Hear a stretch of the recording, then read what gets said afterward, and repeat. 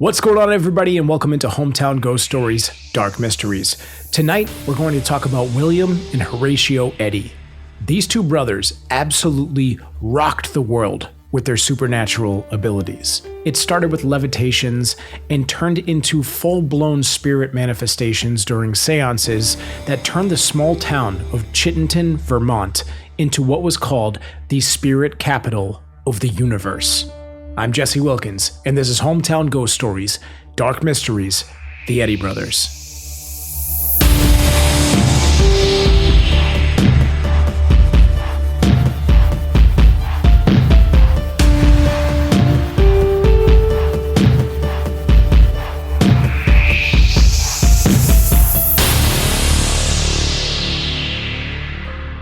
The Eddy brothers came from a long line of psychics. Their mother and grandmother both had psychic abilities. Some even say that they were descendants of a woman who was accused of witchcraft during the Salem witch trials, but she was apparently able to escape. However, there isn't a shred of evidence that says this is true, so we'll just chalk this one up to folklore. Their father, Zephaniah, was a holy man who did not approve of this kind of activity in his house. He was abusive towards his wife Julia, and he would also end up abusing the children. The Eddy family quickly realized that some of their children seemed to have psychic abilities. Their daughter Mary seemed to have them, but most of this psychic power seemed to focus mainly on Horatio and William. Even as a baby, William would often vanish from his crib and reportedly reappear in other rooms around the house. Sometimes, they wouldn't be able to locate him at all, and they would find him out on the lawn or even down the street on some occasions. Strange sounds would be heard in the house, including rapping on the walls, and items would levitate around these two brothers. The two were pulled out of elementary school due to the fact that they couldn't sit in class without making rulers, books, and slates levitate around the room. Zephaniah would abuse both of these boys, trying to beat these psychic powers out of them, but to no avail. The children would enter these trance-like states where they could not be physically woken up from. During these trances, items would levitate, and apparitions would even be seen and heard around their house in Chittenden, Vermont. Zephaniah, believing that his children were faking these trances, tried to wake them by slapping them, punching them, and in at least one instance, he even poured boiling hot water on them, but still, he could not break the trance. He even let a friend put a hot coal in the palm of William's hand to try to wake him, but he didn't even flinch. Eventually, unable to cure these boys of their psychic abilities, Zephaniah did what any loving parent would do. He sold his children to a traveling circus. This new lifestyle would not be any easier for the boys. They were forced to sleep in wooden crates as they traveled the world, showcasing their psychic abilities. They were beaten by staff and audience members who were encouraged to try to wake the Eddy brothers from their trances. People paid a fee to slap, punch, and poke the brothers to try to test out the authenticity of their abilities. They traveled from America to Canada and around Europe for the next 14 years, traveling with the showman. The abuse escalated over the years. They had hot wax poured into their mouths to see if they could still produce these spirit voices. They were stoned on several occasions and were even shot at by an angry mob. After the death of their father, they would finally return home. The family turned their farmhouse into an inn called the Green Tavern, and the brothers began holding seances along with their sister Mary. Word quickly began to spread. The two had already built some fame over the years traveling with the showman, and these seances quickly became known around the world. Chittenden, Vermont became known as the spirit capital of the universe. But not everybody believed in the authenticity of these seances. The headlines attracted a man named Henry Olcott, who had read about the Eddy brothers in a New York newspaper. At the time, he worked for the New York Tribune and convinced them to fund his trip to Vermont to investigate these wild tales. Prior to this news, Olcott had basically zero interest in the paranormal. He was a successful lawyer and was appointed as a special investigator in the Civil War, tasked with rooting out corruption and fraud in the military arsenals and shipyards. He was promoted to colonel, and after the war, he was part of a 3-person panel that investigated the assassination of President Lincoln. Olcott arrived at the farm and attended an outdoor seance.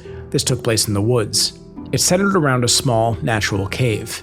He looked inside and realized that it was in fact very small and cramped, and absolutely only had one way in or out. It became very clear that nobody could enter or exit without him noticing. Horatio led the outdoor seance as the medium for the evening. He slightly hid himself behind some blankets which were hung over some tree branches. After a few moments, the tall figure of a Native American man walked out of the cave. Another emerged on top of the cave, and by the end of the seance, Olcott had counted 10 different ghosts before they all vanished at the same time. He was blown away by the spectacle and immediately investigated the cave at the conclusion of the seance. He searched the cave and the area surrounding the opening, but despite the fact that the ground was damp and muddy, he didn't see a single footprint. He was impressed, but still not convinced. He theorized that the Eddy brothers could have had help producing the seances. Next, he wanted to inspect the circle room where the brothers held their indoor seances. This was a circular room built on the second floor of the inn. Olcott and Capps, who was an artist from the newspaper that he had brought along with him, inspected the room. They took measurements and searched for any possible trap doors. But they found nothing. They even hired carpenters to search the room themselves. But none of the professionals found anything out of the ordinary. The focus was on the cabinet in the seance room where the ghosts would allegedly emerge from. The cabinet was only big enough to fit one person, and it had no trapdoors either. It became clear that there was no trickery going on at the house, which made what Wolcott would witness over the next few nights that much more bizarre. Each seance was basically the same. Every night of the week, except for Sunday, guests and visitors would assemble on the wooden benches in the seance room. A platform was lit by a single kerosene lamp set in a barrel. William acted as the primary medium and would enter the cabinet, which was positioned on the platform. Within a few moments, whispers would fill the room. Sometimes these voices would sing and occasionally be accompanied by strange spectral music. It was even reported that sometimes musical instruments would levitate and move around the room, playing music above the heads of spectators. Audience members witnessed disembodied hands that would appear, wave, and touch the spectators. Odd lights and unexplained noises filled the room. After this, spirits emerged from the cabinet one by one, sometimes in groups of 20 or up to 30 on some evenings. They ranged in height, age, and weight. Some stood over 6 feet tall. Many were elderly Yankees or Native Americans. Other ghosts appeared to be in traditional African, Russian, or Asian garb. Olcott had no explanation for where these people were coming from. He continued to examine the cabinet, confirming that there were no trapdoors or hidden passages. It was impossible that anyone could fit inside this small cabinet along with the medium, never mind 20 or 30 other people. He also had no explanation for how the Eddy brothers could be outfitting all of these people with these costumes. The family did not have the means to afford any of these costumes, let alone pay any of these actors. The apparitions not only appeared, but they communicated with guests. They even sang and performed at times. They would produce musical instruments, clothing, and scarves. There were also objects that would move, spirit paintings, rappings, automatic writing, speaking in tongues, and even healing going on during these sessions. In the weeks that Olcott attended the seances, he accounted for over 400 different apparitions. He concluded that a show like this would have required an entire company of actors and several trunks of costumes. The idea of stage actors was further dispelled by the convincing manner of these spirits. One woman wanted to contact the spirit of her dead husband. Without pre-warning anyone, she began speaking to the spirit in Russian. Without hesitation, the ghost immediately spoke back to her in fluent Russian. This was especially compelling since the Eddy brothers could barely even speak English themselves, let alone Russian. They were both illiterate, having been sent off to the traveling show instead of going to school. Most of the visitors who came to the show didn't even pay. The Eddy brothers were virtually penniless. If it was all an illusion, how did they compensate these actors and supply them with costumes? Olcott would end up staying at the farm for the next 10 weeks. He left disliking the inn and the Eddy brothers, but he was convinced that their gifts were genuine. He even wrote a book about his experience titled People from Other Worlds, which detailed the investigation. Eventually, the Eddy brothers gave it up. They couldn't get along with each other and ended up never speaking to each other again. Horatio died in 1922 and William died 10 years later. They took their secrets of the spiritualism to the grave. Olcott was so convinced that the spirit world existed after his experience at this farm that he would end up dedicating his life to studying the occult. He co-founded the Theosophical Society and spent the rest of his years in India and Sri Lanka, spreading the word of the unknown. So let us know what you think. Was this all a hoax? Or were these brothers so gifted that they could actually conjure up 30 to 40 spirits in a single night? Stick around as Rob, Dave, and myself discuss the Eddy brothers and the seances that turned Chittenden, Vermont into the spirit capital of the universe. I'm Jesse Wilkins, and this is Hometown Ghost Stories, Dark Mysteries, the Eddy brothers.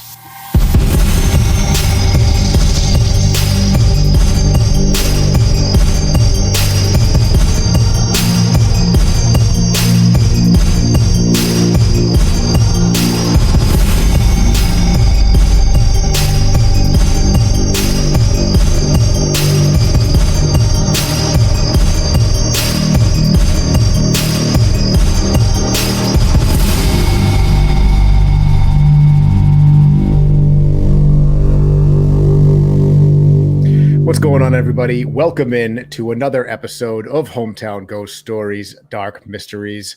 I'm Dave Wilkins. That was the voice of Jesse Wilkins talking about the Eddy brothers. We're also joined by Rob Coakley.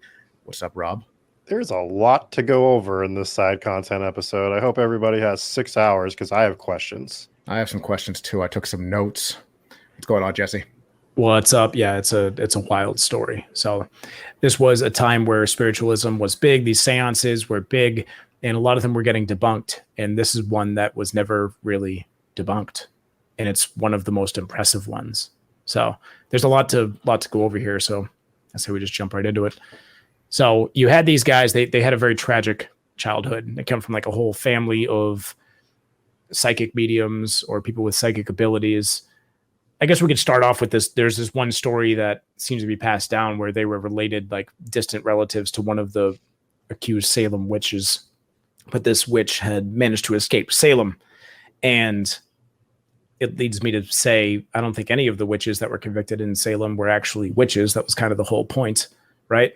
Mm-hmm. But apparently this one was a real one or something, and she escaped. But there's absolutely not a shred of evidence that that says that this is true. And that's according to, there's one author, I'll try to figure out who that was, but there was one author who wrote a book on the whole situation, which really dove into the history and the family lineage and all this kind of stuff. And he says, yeah, there's nothing that supports that claim. So it seems like that one was kind of probably just drummed up, or this may have been something that they were told as kids, and maybe they told people like, yeah, what our descendants was one of the Salem witches or something, but it doesn't seem like it would be hard to delineate that. And it does sound like one of those things that would be retroactively made up after the fact. Like, oh, and we could connect them to this Salem witch. And it just seems like one of those things. Or I do also like the theory that maybe it was something that was told to them as kids. Yeah, because from their mother's side, this was in the family. Their grandmother had psychic abilities. Their mother had psychic abilities. 3 out of the children at least had psychic abilities. I guess Mary, their sister, we didn't talk about her too much in this, but their sister also has psychic abilities, but it wasn't as strong as her brothers, with their being able to make things levitate and conjure up ghosts and do all these sorts of next level stuff. It seemed like she was just like a psychic medium. And I do believe that once Horatio and William kind of split up towards the end of the story, one of them teamed up with their sister and they would do seances, but they just weren't as good without his brother. So it's something that ran in the family, and the father just did not approve. So this guy was abusive. He was clearly a terrible person. And he was basically like, well, we got to beat it out of him. And he would just abuse these kids. He would abuse his wife. They had a terrible childhood. And when he couldn't figure out, he just up and sold them to a traveling show, which is heartbreaking. That's why I don't have kids. That's what I did. I sold them all to a traveling show. Just got rid of them. Yeah. This is basically Pinocchio, right? Yeah. Yeah. So was it? I think this was like common practice back in the days of the traveling circus. Was people that didn't want their kids would just sell them to the circus. Yeah, there was like a loophole where like it was not illegal to just up and sell your kids to the circus. So, hey, circus needed talent, and apparently these kids had it, but life did not get any better for them when they went to this traveling show. I read a few accounts that they were forced to sleep in boxes. I read other accounts that said that they may not have been forced to sleep in boxes, but they used these boxes as like part of the show, where they would basically be like, let's see them try to escape from this box. And they would seal it with like hot wax or whatever. And they would see if they could break out of the box. maybe they weren't able to, which is why they stopped doing it, or maybe they were able to. I don't know. They did have, according to all of the reports on these guys, they had these sorts of abilities all along. And we'll get into whether or not we think they were real later on, but at least as a child, I mean, they could do enough as kids where they were able to fool people. And these were not educated children. I mean, they couldn't even last in school because they would go to school and all of a sudden things would be levitating and flying across the classroom. So they got kicked out of school, or their father pulled them from school because everyone's like, these kids are witches or whatever, and sold them to the circus.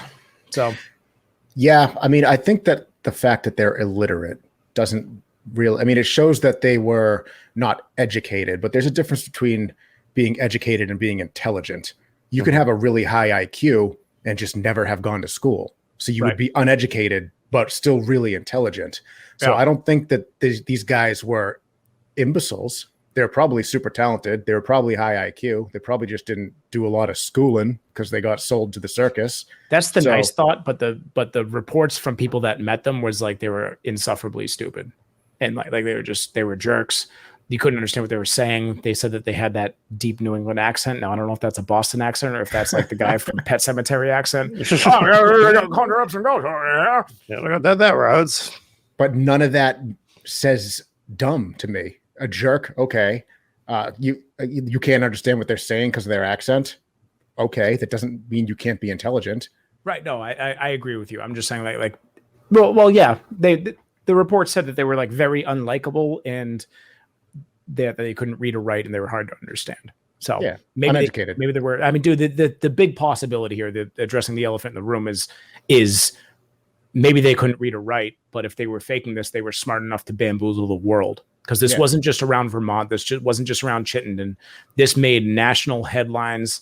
You know, the reporters came from New York, but people apparently came from all over the world to see these seances when they got back home, basically. So they were fooling the world, and it never got debunked. They brought in professionals when the reporters came, and they brought in carpenters, engineers, and all these people to investigate the seance room. And they couldn't find anything. How were they doing this without trapdoors? Or how were they smart enough to fool everyone? And where did they come up with the money to pay these actors if they were actors? It doesn't make any sense at all. So Chung-Ling Soo was the famous magician, I believe around the time of Houdini, maybe a little before Houdini, right? And he, I believe, because when did this take place? The Eddy brothers were when? Like 1870s, I think. I don't know. Yeah. So after the fact, Chung-Ling Soo, who was the guy who actually got killed doing a magic trick where he'd catch the bullet. Apparently he caught it too good, but he allegedly exposed the seance trick. And he said the trick involved a curtain that was put across the room with musical instruments placed on the table inside the curtain space. 2 members of the audience would be selected and enter the curtain. Horatio would grasp the audience sitter's left arm, and the other sitter would grasp his right arm.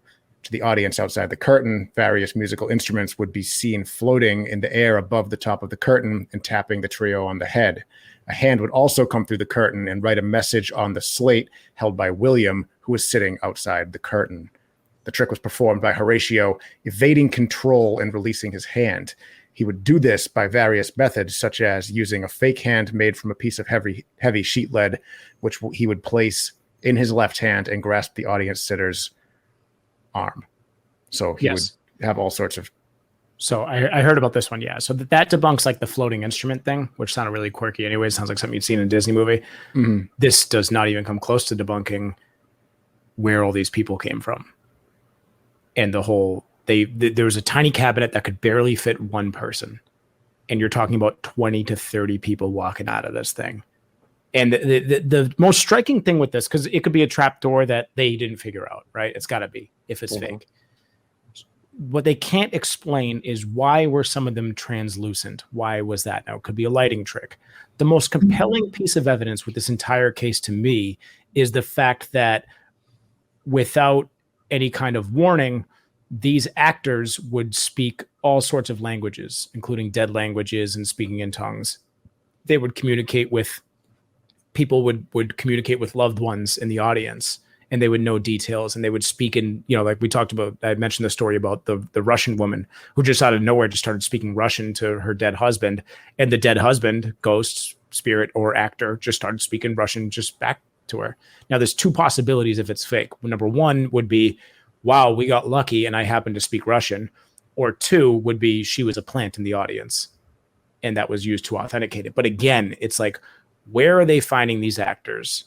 How are they affording these actors? And even if they get an actor to come in and volunteer, like, oh yeah, I'd like to be part of your ruse, how are they affording the costumes? Maybe the actors are buying them.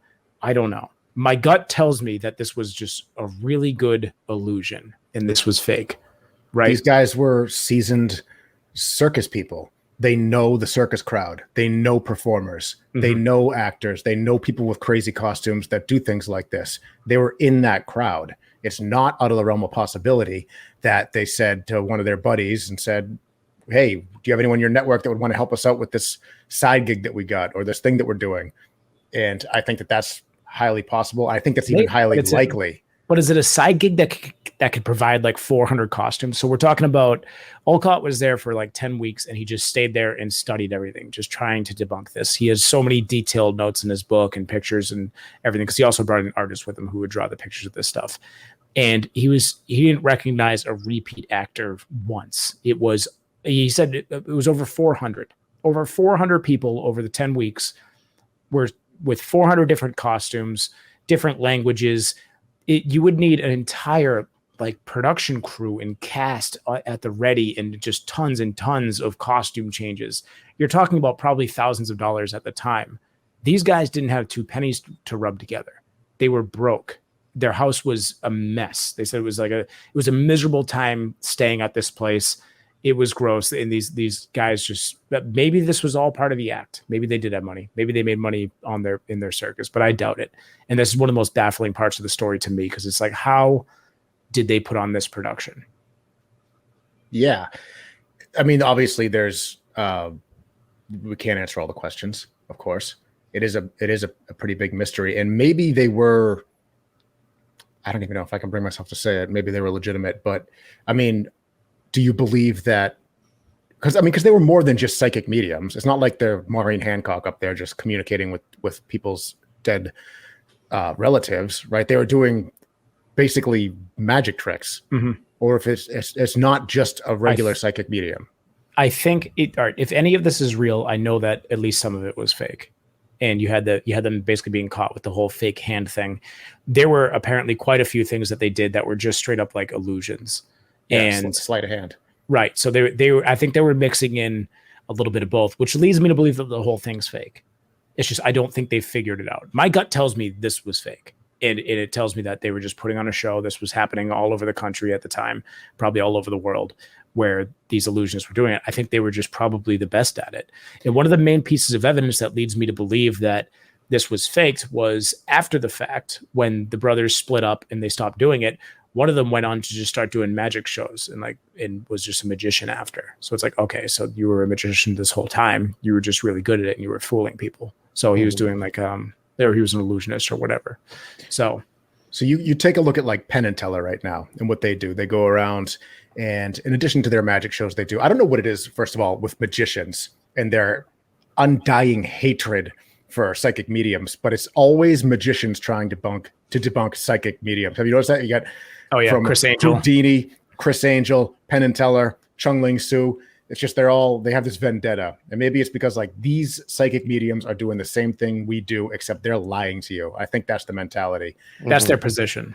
But so what Penn and Teller do is they can take any basically like neo psychic medium, anyone who's like new at it in the past 50 years, and they can look at footage from their acts and they can say, here's how he does this. Here's how they do that. This is debunked. This person's not real. You can't get that with these guys because there's no video to analyze. And if there just isn't any, right? I mean, maybe so there's no way to, all they have to go by is like this witness testimony that was recorded and then telephoned over the course of a century. So there's no way to debunk it. Right. So it'll remain a mystery. My gut tells me it's fake. And I think they were just really good at it. The mystery to me is how did they do this at such a large scale. That's Right. what's so confusing to me. Or maybe it was just real. But I think that maybe it's undeniable that certain elements were faked. And these guys were also, on paper, magicians and illusionists afterwards. At least one of them was. So what are the odds that this was a smaller scale thing and the newspapers start reporting it in the way that newspapers report things, and it gets bigger, and then New York Times gets a hold of it and it gets even bigger, and then another big newspaper gets a hold of it and it gets even bigger, and maybe it just snowballs. Maybe it wasn't 400 people, maybe it was 30 people, and by the time it got to this over the was course what, of 100 this was what he wrote down in his book. So this was his initial reporting. So this is recorded at the time. But I understand how the snowball effect works, and I can understand why it blew up was because of the press coverage, of course, right? But you got to think with more and more witnesses showing up and more people showing up to see this show, there's got to be more critics and more reporters that are there looking to debunk it, and nobody did. So it's wild to me. It's a crazy story. Well, why did they stop? What was the reason behind them stopping doing the act and then kind of they absolutely hated each other. They couldn't get along. It was reported on that this guy's reports too was like, these guys hate each other, but they're just doing it anyways. And I mean, when you suffer a childhood like that, you can understand why they might not be very agreeable people going forward. So, but it seems like, they couldn't stand each other anymore and they split up. And then I think it was Horatio and Mary, like they went on to continue, or I think it was the younger one. There was a difference in age. There was like actually about a 10-year age gap between the two of them, but they still both had these psychic powers at a very young age. Interesting. You also can't really debunk psychic powers, right? You can say, I don't believe you, or you can tell a psychic, you got this wrong about me, but you can't, there's no way that you can, it's like the debate about God, right? You can't say there's no God, and you can't say there's no definite yes or no. You can't disprove or prove either one. And it's the same thing as for the paranormal. You can't definitively prove that paranormal things exist. Otherwise, it would just be a fact, and you can't disprove it. So, and this falls under that category. You can only disprove. You can disprove like tricks. You could find like, oh, this trick was done this way. That's debunked. But you'll never be able to debunk somebody claiming they can communicate with the dead. It's tricky, and I do believe there are real psychics out there. We've done enough of these shows where we cover things where it's like, well, how the hell would they have figured that out? So I think that there's a way to tap into these things. I don't think any one of us possess that ability, but I still respect the ones that could do it correctly. But I see through a lot of the bullshit a lot of times. And yeah, if we're going on just off my gut, then I would say that this was just they were really good at what they were doing, but it seems like it was a show. Yeah. Well, with everything else that you say was debunked and found out, and then the stuff afterwards, most likely it's not real. You're not going to implement one real thing and then build everything around it. Because if you were doing something real, you would build your entire show around that one real thing, right? Like that's what I would do. And right. You would find a way to make that the entire show. Let's go on the idea that it is real, and let's just entertain this idea for a moment. Maybe it was these spirits that were showing up and communicating with people was real. And maybe that like we said, like experts went into that room. Like we're talking about construction workers, people that do this for a living, and they're inspecting the floors. They're inspecting the blueprints. They said there was absolutely nothing out of the ordinary with this house. So how the hell were they getting all these people to appear? Right. Let's entertain the idea that they could conjure up ghosts. And that was kind of the final act of every show. And it seemed like every single night, because they did this show 6 nights a week. They would take Sundays off. 6 nights a week, they would do this. It seems like maybe all of the opening acts was just kind of bullshit to warm these people up. And then boom, they hit them with the main event at the end of the night. And that is like the real deal. Here comes the ghosts. So again, I'm just living in fantasy land here. My gut tells me the whole thing was fake. But I guess like my problem would always be, why implement that reason of doubt? And I just don't understand the people that do that. We talked about this with people that make up stories about places that are actually haunted. I don't understand why you would implement extra doubt into something like that. So why you would do that particular thing. And I'm not fighting with you on this. I'm just you're right. No, you're right. Like why bother? Well, I think the thing is like, this is it's all part of the show. So they were also illusionists. Like, hey, we can also do magic tricks. Let's just start off the show with some cool magic tricks. then we'll hit him with the ghosts. So I think the fact that there were 400 of them makes it less believable.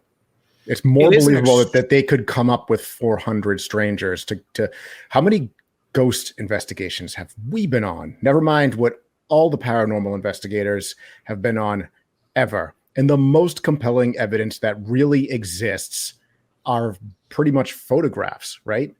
Photographs of like, that looks like it could be a person.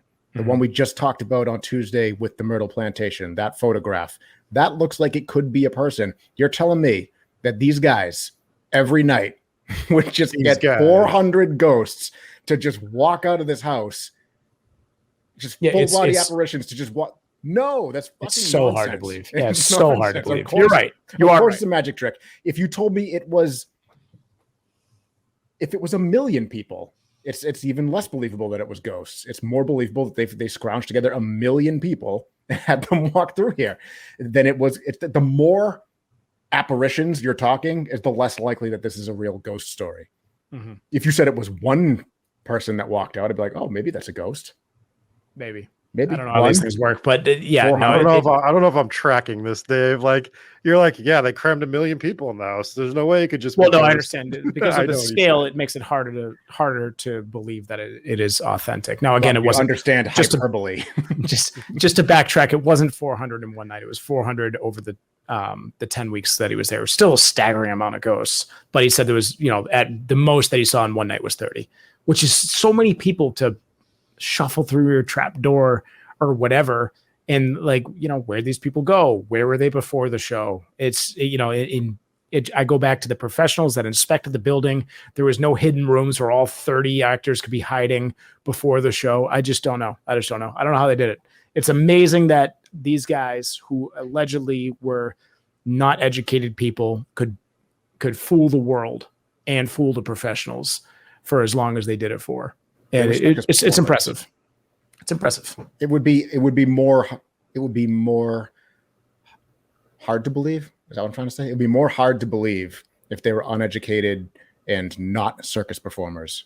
Like, it's literally their job to do circus tricks. Yeah. Yeah. No, I agree. And again, I'm just playing devil's advocate here for most of the show, but the biggest striking piece of evidence was afterwards, where he's like, well, now I'll just do magic tricks. It's like, well, now I think you were doing that the whole time.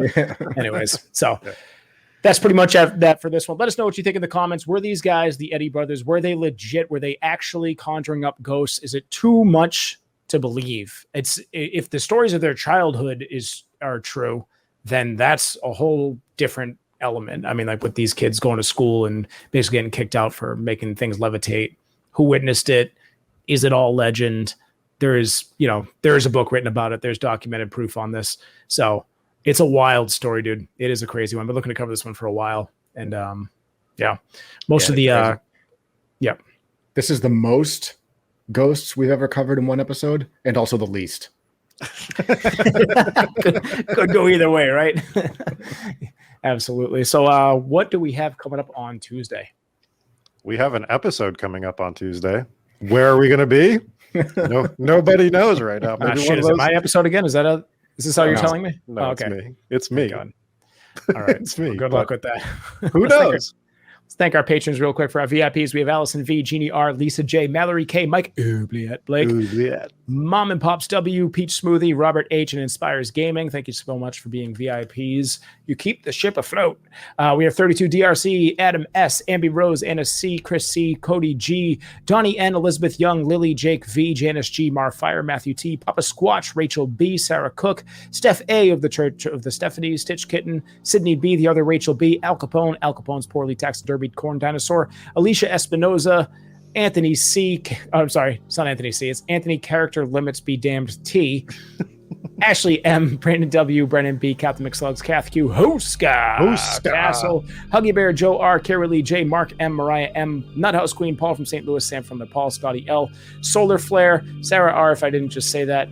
We also have Soph M. Hooper and Swanee. Thank you so much. $3 a month. Get your name on this long list. That's longer than the actual episode itself now. And we do appreciate that. Early access, bonus content, all sorts of fun stuff. You've heard us say it before. We'll say it again. But next time, with your name on it. That's how we sell it right there. $1 a month gets you a member on YouTube. You unlock all of the fancy emotes as well as a membership badge, which changes color with the more months that you've been subscribed. So, talk about that. You got any dark mysteries you want us to talk about? Leave it in the comments below. Make sure you like and subscribe. I think that'll pretty much do it, gentlemen, eh? So, cool. All right, we will catch you on Tuesday for another live episode of Hometown Ghost Stories. See ya. peace.